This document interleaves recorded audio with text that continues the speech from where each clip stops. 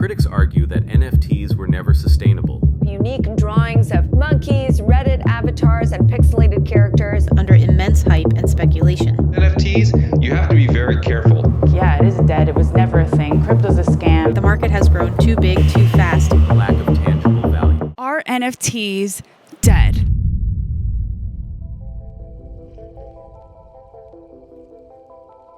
I don't really think NFTs are dead. I honestly think they were slept on. They were really slept on, all right? Now it's time to wake up, guys. The best money I've ever made in my life, not financial advice, has always been buying when people are crying.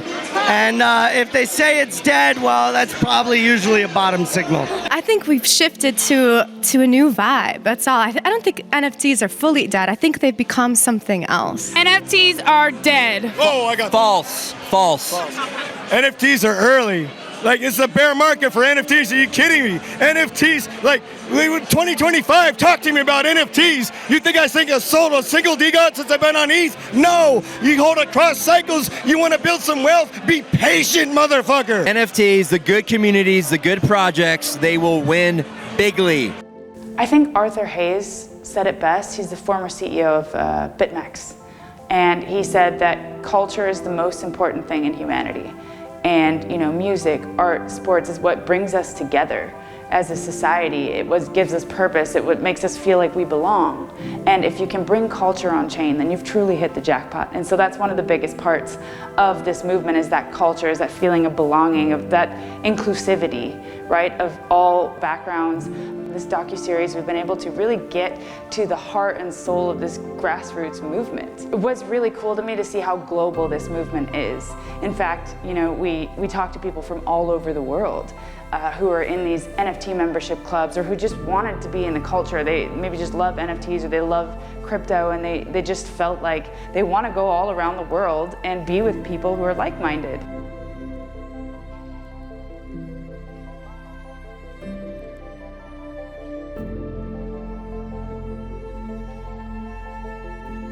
This whole underground movement, this grassroots movement, is now penetrating mainstream culture more and more, and it's super cool to see.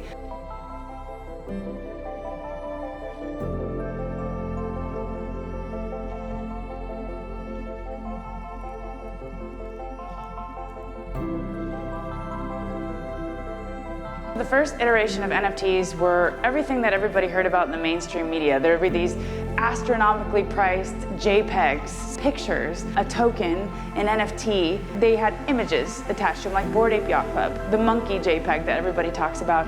That was one of the first iterations, and really what that represented was a membership, right? A membership into a club where people felt that they belonged, and that's kind of where I saw this whole ecosystem flourish and the potential there. And that's why I got into Bored Ape Yacht Club pretty early, because I would go into the Discord in the morning. Discord is like this place where all the degens, the people who love Web3 and love to talk about crypto and all those kind of things would gather together in the morning. And the way that I saw it was these grown men, because it was mainly men at that time, and it still is majority men, but we're actually gaining traction with women, getting more women involved. Grown men would be making ape sounds in the morning in the Discord, because they were so excited to be a part of this thing that was nothing. And that felt like it was every brand's dream. Every brand wants something to grow and to kind of like infiltrate all kinds of groups without actually even doing any promotion themselves. And this took on a life of its own. And so that's when I saw that there's something here. There's something really special here, because it gives people something to be a part of, to feel like they're a part of, something bigger than them. A community where they feel identified and where they feel they have their family. What was your start in crypto? Like, how did you get involved?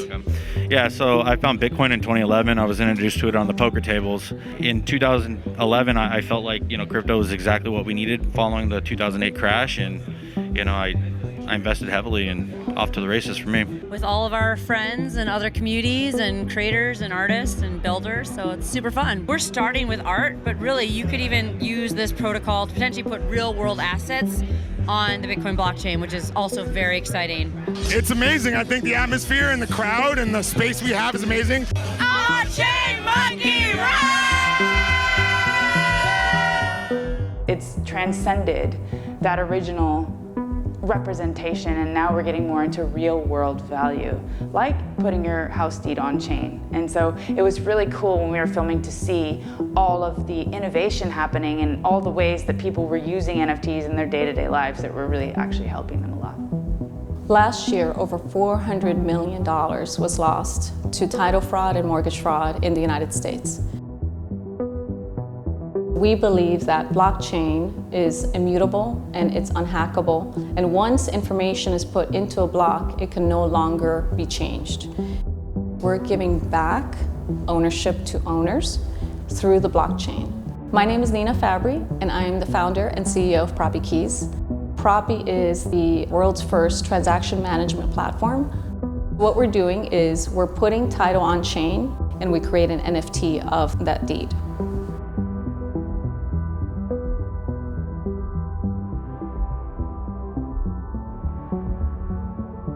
I've been in the real estate industry 18 years, and one of the reasons why I started this company was out of frustration, seeing a lot of my clients go through so many pain points, whether it's high fees when it comes to closing costs, title insurance, mortgage fees, all the fees that are associated with a transaction in real estate. I thought there's got to be a better way to do this. Property rights are going to be evolving into the blockchain, and so we're creating this registry system to begin that evolution. When a home address is minted or registered on our website, propykeys.com, the homeowner then verifies their identity, and they also verify their ownership by sending us the deed.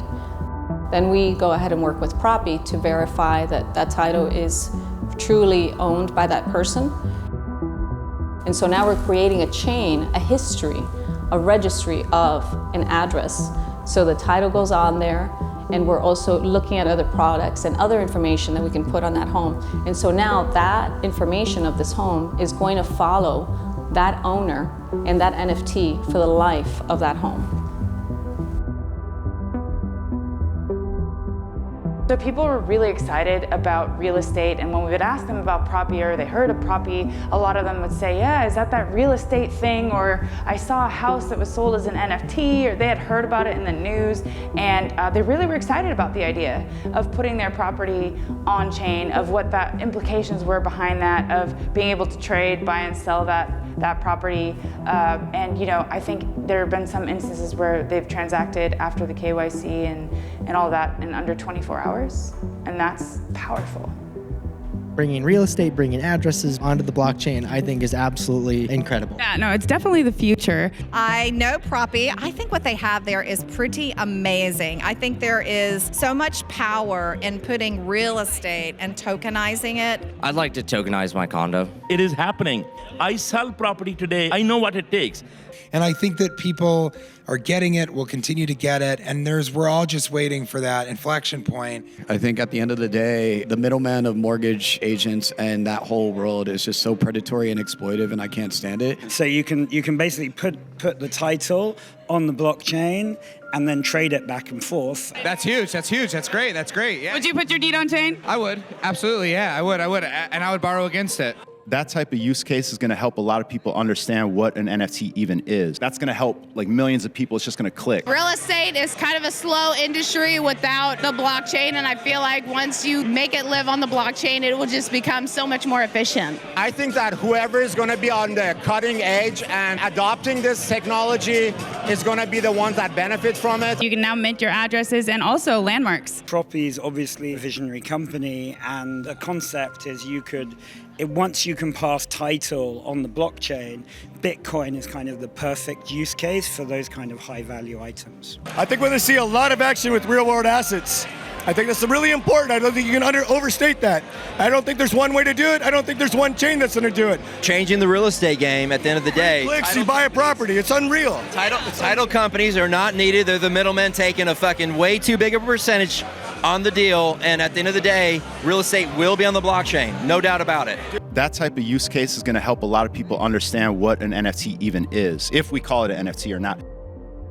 This doesn't happen overnight, this change. This is an evolution of the industry. It's kind of like the Netflix show. It's called Playlist, and it goes through the evolution of music, right? And there are all these different phases that we go through. And the first iteration of how do we get this music out there were the pirates, right? The ones that wanted free music, free streaming, didn't want to pay anything, kind of the hackers, the crypto cowboys, I guess you could equate them to, right? And then we knew we had to get to a different state in the music industry, and that people wouldn't pay for songs. They wouldn't pay for that music anymore. There was a new model, and that's where Spotify was born, right? And so these things go in phases and iterations, and every cycle or every, with every new next step comes a new iteration in this technology. And so now we've hit the point of the cycle where we're actually seeing these real world use cases and these NFTs come to life in ways we couldn't have imagined in the first cycle, and we're just scratching the surface of what's possible. Non-fungible token. That's just exactly what it is. It's a digital representation of ownership on the blockchain. It proves that you are the owner of any specific asset on the blockchain. Transparently verified for everybody to see. It's kind of like when you buy a painting in the real world, then there has to be somebody that comes in, or any kind of collectible, Pokemon cards. I think you've all seen the pawn shops where they bring things in and they kind of have a look at it, and the guy comes in with the looking glass and he's trying to inspect whether or not it's real. And NFTs have that power, the authentication. They can prove that you own that asset, which is on the blockchain. It's immutable. You can't change it. You can't falsify it. You can't hack it. It's virtually impossible to hack. So it proves that ownership, and it makes things easy. Just the other day, I was at the airport. We saw a guy that was in line. He had a huge painting. It was so clunky. I mean, this is the other aspect of an NFT, is it's digital portable property. So he couldn't take the painting physically because it was too big. And imagine that transporting tons of gold or paintings or things like that. So it can also be represented on the blockchain and traded and sold on the blockchain without necessarily having to transport the physical good. So these are digital property rights, and that is the North Star of Web3. For us at Hug, we've always been working to support artists, and so we've always viewed NFTs as just one of many different ways that an artist can make a living. Like, in fact, we feel that all creators in general, to be really successful, you need to diversify your revenue streams, right? NFTs are going to be up, they're going to be down, there's going to be, it's a cyclical space, but there are many different ways that somebody can monetize their know-how and monetize their creativity, and so definitely don't think that they're dead. And in fact, we held this event to show that you can really bring both physical and digital art together, and it's just so many opportunities for artists to showcase what they can do. TJ Miller, who's a comedian from Silicon Valley and shows like that, he didn't actually get the joke, which is funny. So are you saying that NFTs are dead because of that crash? I mean, I think that NFTs are alive and well and doing better than ever. It's almost like we need, and it's happening now, but in a bull market, people start to go, wait a second, now I have some money. What am I going to do with it in this space? And so it, of course, just like cryptocurrency, is going to come back. And I think it'll be bigger in this cycle than ever before. And every time we go through this, everyone thinks that we're crazy at the low point. Then it goes up, they hate us because we were smarter than them, or at least had more vision. And then it crashed and they go, I was right, I knew it. Others would be like, it's not dead, it's so not dead, let me tell you why. And then others would be like, I can see how you think it's dead, but let me tell you why it's not. They're not dead, they're not dying, they're not dead. I've been in crypto long enough to recognize the money switches from sector to sector to sector, and NFTs will have their day again. This is one of my favorite projects that I've worked on. I really got to get in touch with all the different facets of this movement. Community members from all across the globe had these moments that you can't anticipate and you can't plan. We're here, we're showing up every day, and we're still here, so think of that. It's still here. They were cut from the cloth of conviction. And I feel like it takes one to know one. And when it comes to things like that, you just have to believe in what you believe in, understand where it's going to go, no matter what the naysayers say, and just diamond hand the Doge. Something that we think of it as a technology that's like a foundational technology in the creation of crypto communities, the concept of what is a tokenized community, and token gating, which in the crypto circle, of course, everyone knows what that is. However, when Collabland started, it was just an experiment, it was just an idea. Would people that have the same on-chain asset want to be together in a social place? Can we do that? Would people want to be connecting their social identity with their wallet as a way to enter a group and make decisions together? Your ape is pretty famous. I mean, I've been trying to make it one of the most famous apes since I minted it for almost 3 years ago. They're never going to die because we're not leaving. With transparency, I believe trust is earned.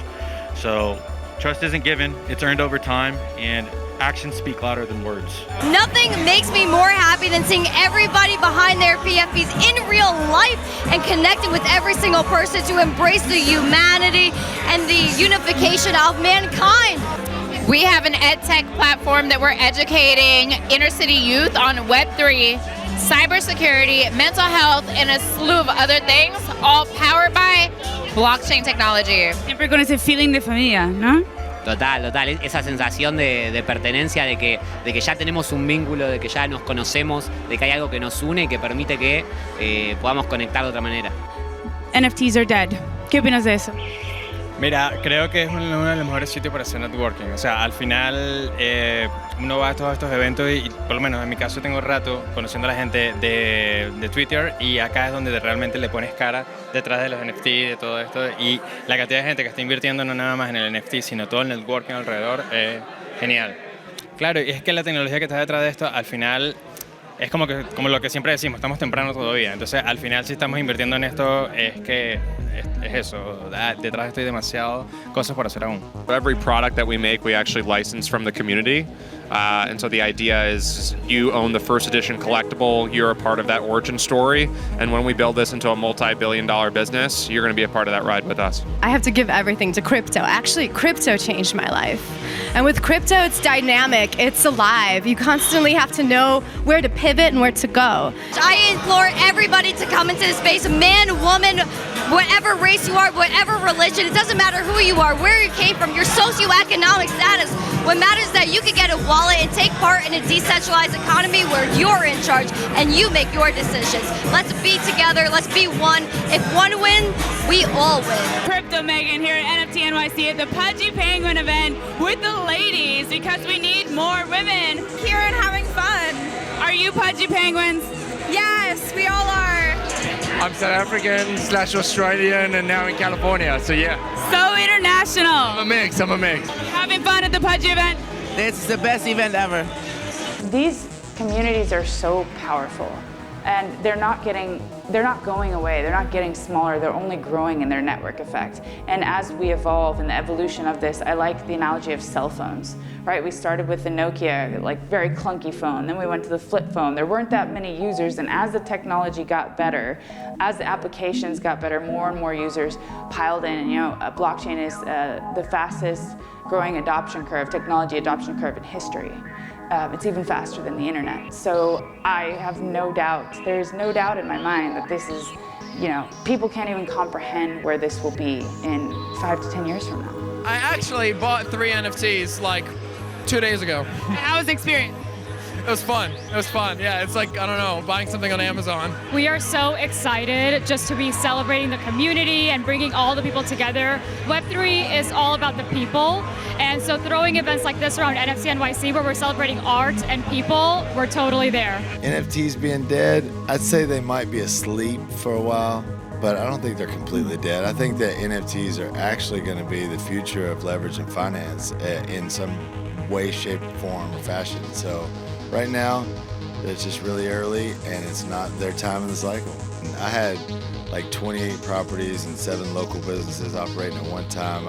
I wasn't interested in it. That I was the Web 2 guy that we deal with now, right? Like, yeah, it's cool, or whatever. So I just put some money in it as investment, and then right after it, I was the first business in the state of Kentucky to receive a repayment. And the news came out, and I was like, this is for publicity. I like this. I'm getting a newspaper. The news came out, and then it crashed, and I had no idea what a cycle was or anything. And I was like, crap. But I was too stubborn to take it out, and I didn't need it. So, and I always heard, even back then they said, 1 Bitcoin's always 1 Bitcoin. I was thinking, hey, yeah, I guess it is. And so I just left it alone, forgot about it.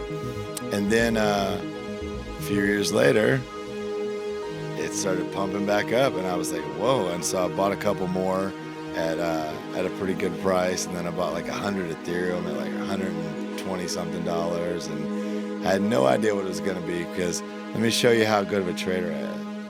So like about a month later, I had like a $2,500 profit on that Ethereum, and I sold it, and I was like, I'm nailing it. If I would have waited another year, it would have been $365,000. So yeah.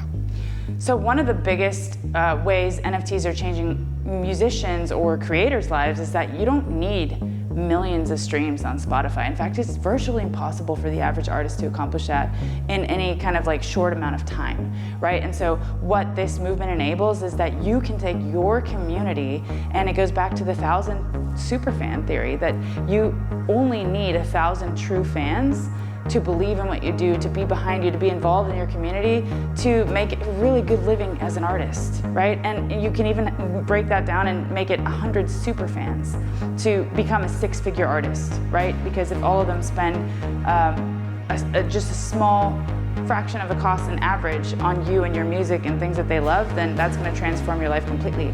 Spotty Wi-Fi, when he put his music on chain, he made just under $200,000 in 60 seconds.